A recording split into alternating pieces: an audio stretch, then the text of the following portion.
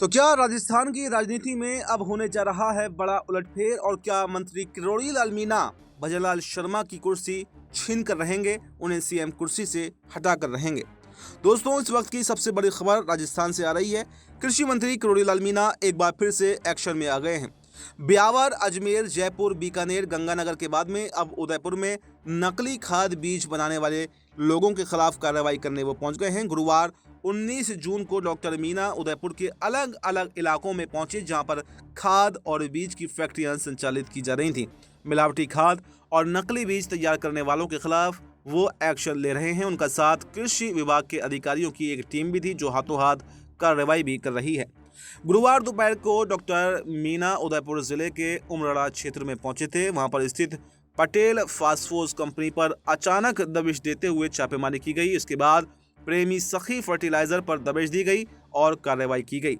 Indian phosphate limited, खींचा फोस केम limited, Adisha phosphate limited, भूमि phosphate limited तरह की तमाम केमिकल कंपनियों पर छापेमार कार्रवाई की गई और जो भी सैंपल उनको लगे कि नकली हैं, उन पर जब्त कर लिया गया और उन पर जो है आने वाले समय में जुर्माना भी लगाया जाएगा और उनकी कंपनियों को ब्लैक लिस्टेड भी किया जाएगा।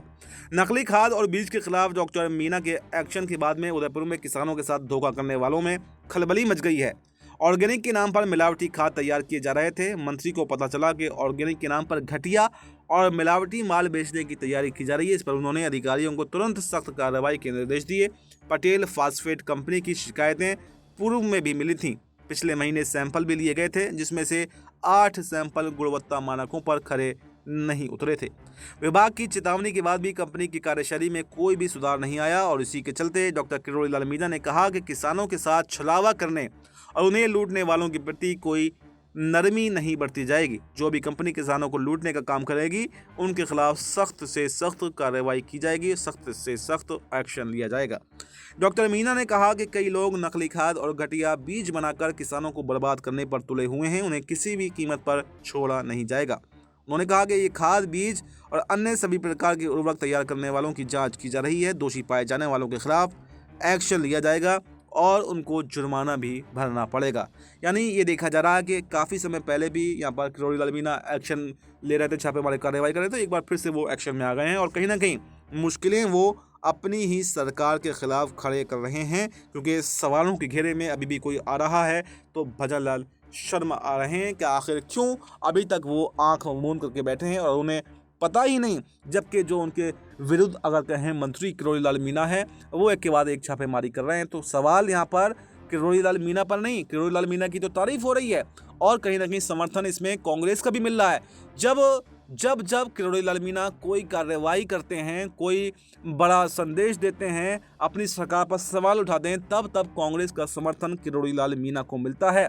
और इसी की तर्ज पर कहा यह जा रहा है कि राजस्थान में कोई बड़ा उलटफेर हो सकता है और कहीं ना कहीं किरोड़ी लाल मीणा कांग्रेस के संपर्क में है, क्योंकि जिस तरह से उन्होंने फ़ोन टैपिंग के आरोप लगाए थे, तो फ़ोन टैपिंग के आरोप कहीं ना कहीं सही थे और वो फ़ोन टैप इसीलिए किया जा रहा था कि कहीं कांग्रेस से संपर्क तो नहीं है।